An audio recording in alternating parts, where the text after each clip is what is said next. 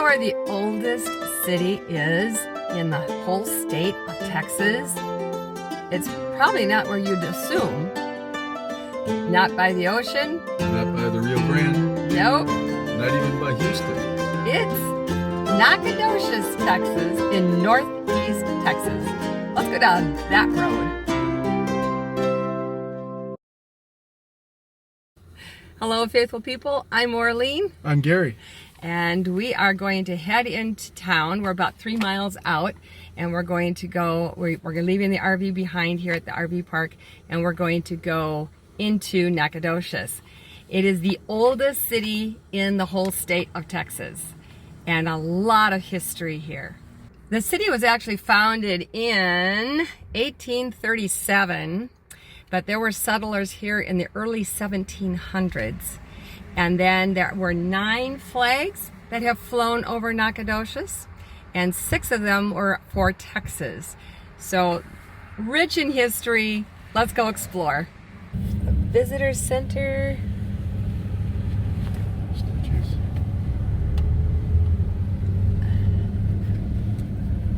Battle of Nacogdoches. Gateway.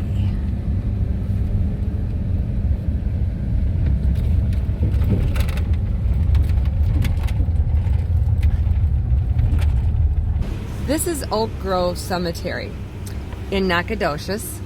It is one of the most famous cemeteries in Texas. Not just because of its age. Nacogdoches is the oldest city in the whole state of Texas. The first grave marker was in 1837.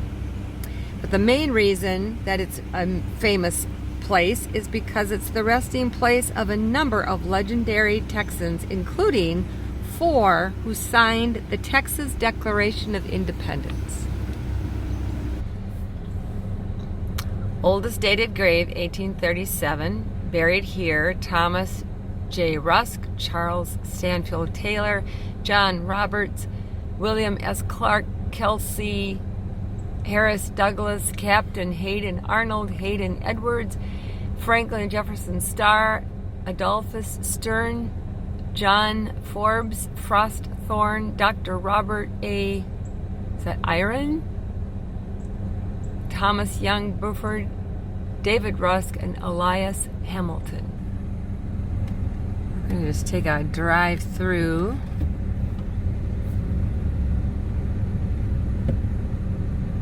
Those are very old.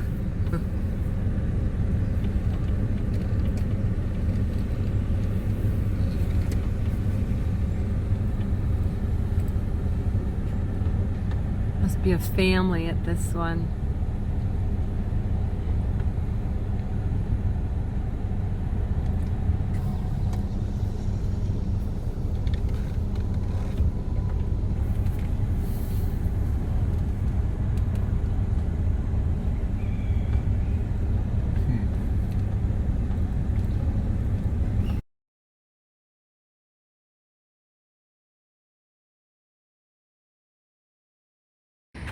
The New Orleans Grays, Captain Breese's company in Nacogdoches. Between recruitment in New Orleans on October 13, 1835, and the Palm Sunday Massacre at Goliad during 157 days of the Texas Revolution, the 120 men of the 2 companies of New Orleans Grays fought at Bexar, and units of the Grays fought at the Alamo, San Patricio, Agua Dulce, Refuge. Oh, you should be reading this.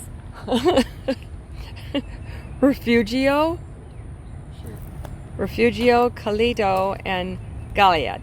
The massacre at Goliad was the end of the Grays as a military force, but 7 of the original 120 Grays survived these battles to fight at San Jacinto. Adolphus Sterne of Nacogdoches recruited, outfitted, and on November 3, 1835, he entertained 45 men of Captain Thomas Breese's first company, the New Orleans Grays, with a feast of liberty in his orchard in front of his house. The next day, Captain Breese's Grays rode off on horses furnished by Sterne and the citizens of Nacogdoches to fight in the Battle of Bexar. In the following bloody days of the Texas Revolution, 25 of Breese's 45 Grays died at the Alamo and 8 at Goliad. 1 survived to fight at San Jacinto. Nacogdoches pays tribute to Captain Thomas H. Breese's company of New Orleans Grays and honors them for their service and for their sacrifices they made fighting for what became the Republic of Texas. Nacogdoches thanks the Grays for honoring this town with their presence on their way to the battlefield, death, and Texas history. And then these are all the ones. These are not all necessary. Some of them survived, but most of them died. It also tells where they fought. Some at the Alamo, Goliad, and San Jacinto, Bexar.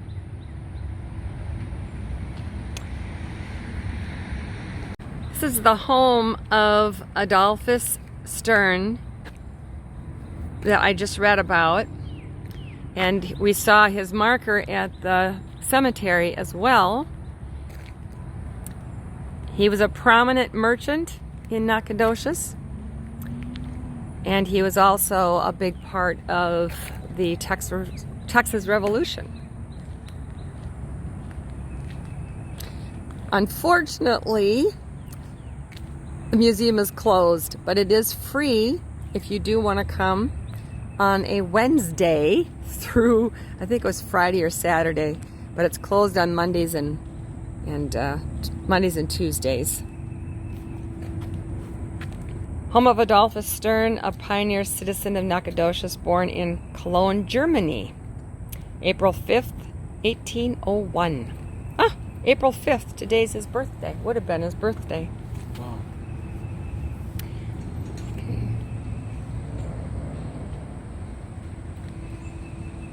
There's the hours. Wednesday through Saturday, 10 a.m. to 4. It's been kind of cool to go inside there. These are crepe myrtles, these trees here, and they do bloom in the spring, but I think we're a little early.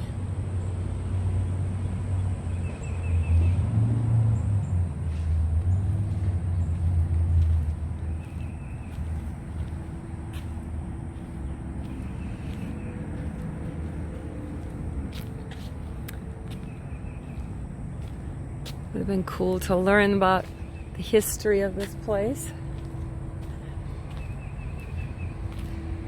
The Hoya family moved in, I believe it was in 1869. If I'm wrong, I will put a little note up above telling you the year that they took the house over and sold, and when they bought the house. Not sure what this building is. Yard house. You think? Yeah. How did you know? How did you know this was the yard house?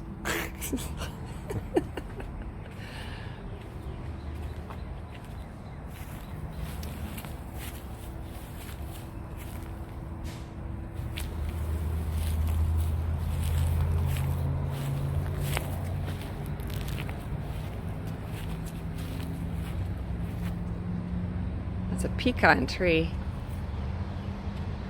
I like pecans. Doesn't look like it's going to share any with us though.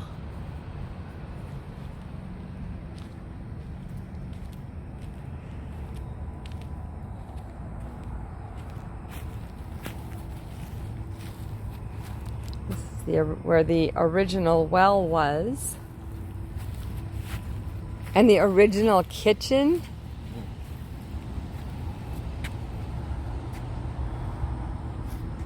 This great big house, and they had an outdoor kitchen. Is that what that means? I don't know.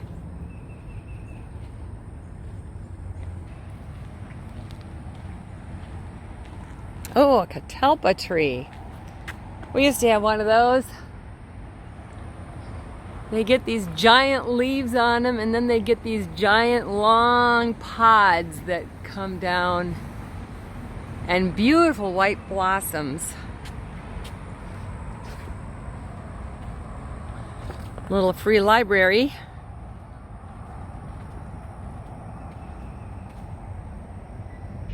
There's a lot to see in Nacogdoches. We started out at the Visitor Information Center. Highly recommend it. There's a lot of history in there about the city of Nacogdoches. And then Stephen F. Austin University takes up this whole thing here. And part of it is the SFA Gardens Arboretum that we're going to go to right now. And across from it is the Gala Mise Garden, which takes you through about 50-year-old loblolly pine trees and azaleas. Unfortunately, it is closed because of having a lot of downed trees and everything during the Snowgeddon. So that part is closed. We won't be able to go in there, but we're going to go into this here.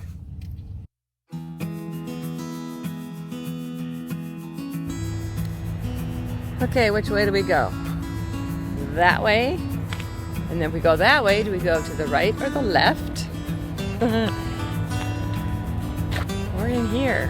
Let's go in here for a minute.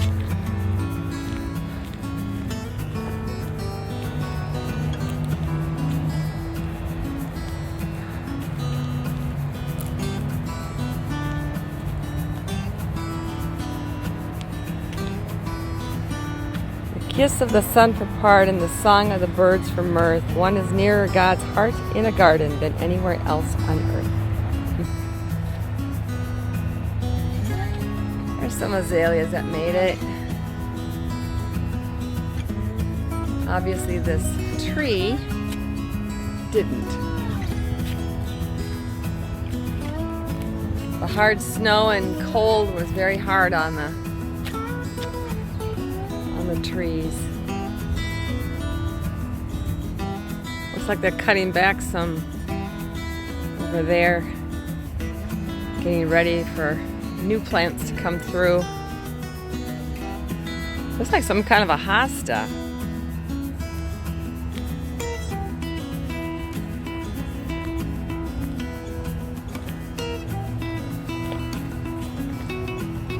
Japanese maples.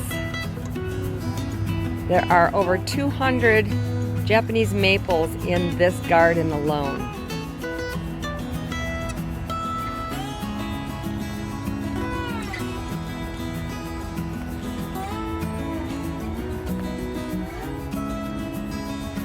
These azaleas hopefully will be back next spring.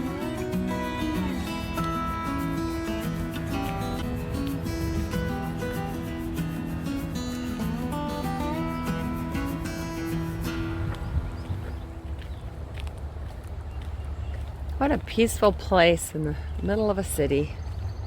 This is part of the university. I don't know if I mentioned that.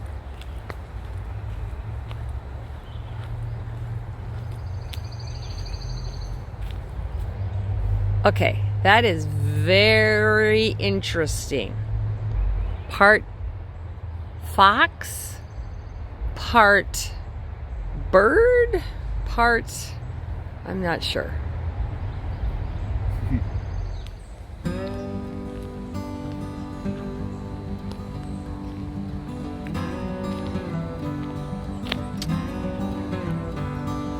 Orange one, coral colored one,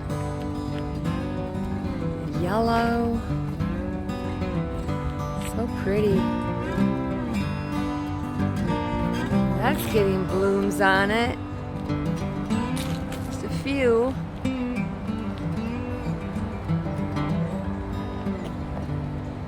More towards the top. Loblolly pine.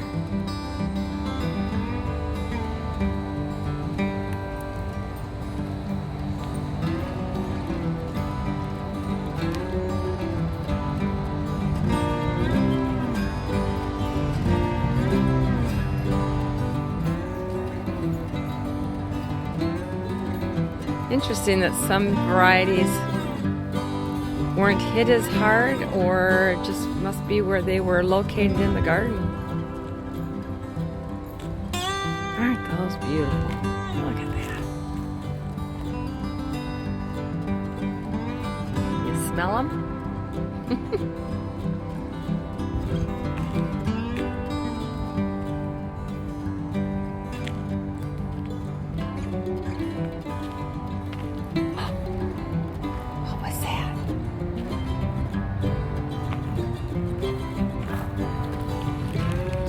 just went in that hole. You can come back out. Oh, I saw you. Come here. Come on. Come see me. Don't be shy.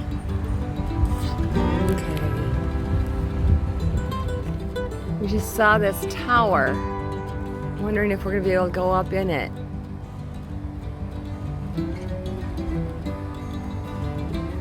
Let's go check it out. Another interesting sculpture.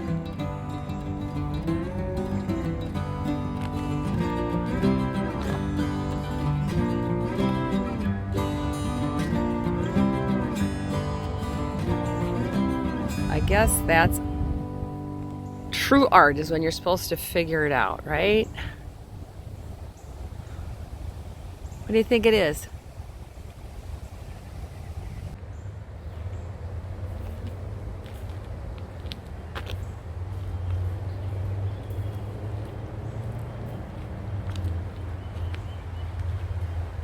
Bet the hummingbirds like this.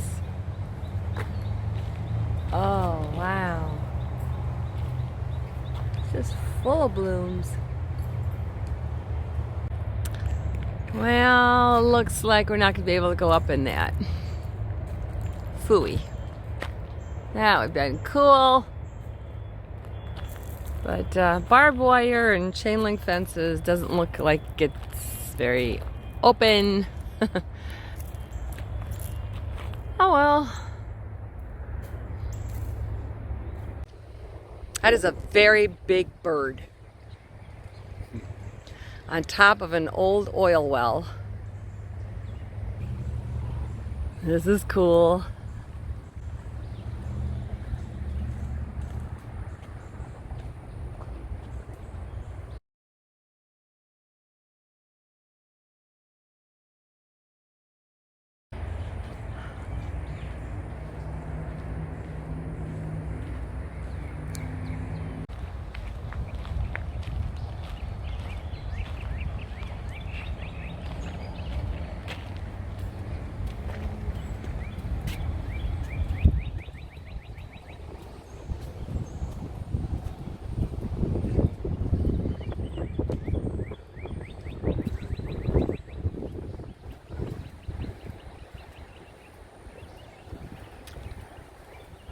We're seeing a lot of college students and administrative people walking the paths over here because it's all connected to the university.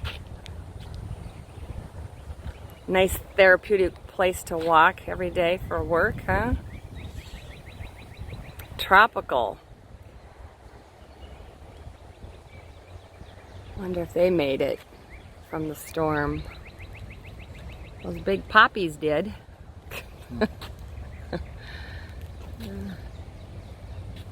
Bridge is out.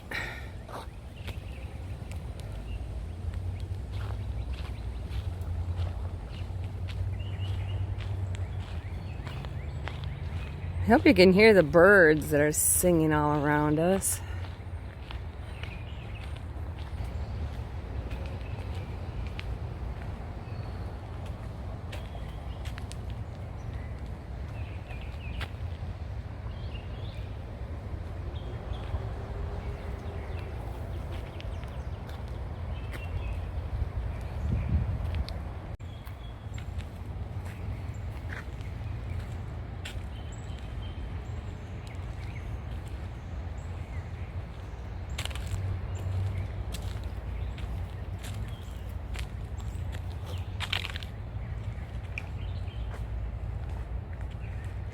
A lot of lost limbs and lost trees from that storm. That was almost a month ago now.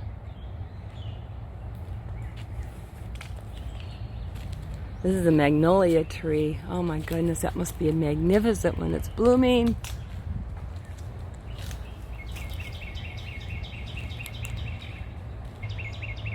Palm trees and palm plants did not survive the storm.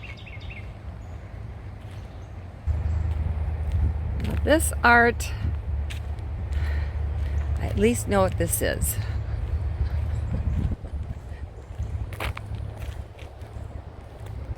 He must have pounded his foot with his hammer. Ow!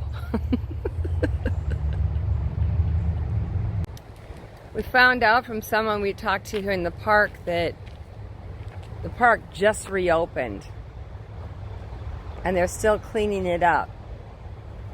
So we were able to see one side of it anyway, not across the highway, but we were able to see this part. Oh, how sad. The damage to those trees because of the ice and the heavy snow. They just weren't able to handle it.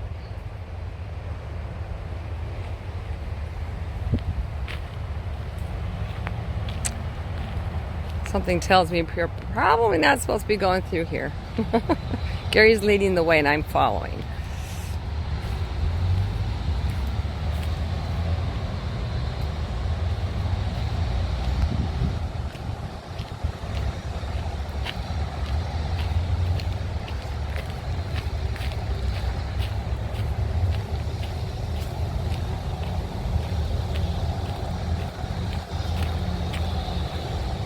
Now there's the parking lot where we're parked. You think there's a way through here? Oh boy. Hopefully no snakes, right? That is a hose, right?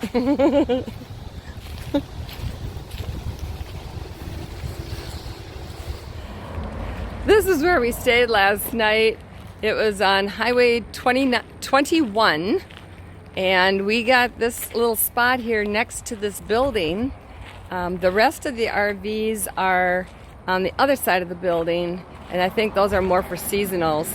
But we're gonna hook up. We got everything ready to go and head out. Back on the road.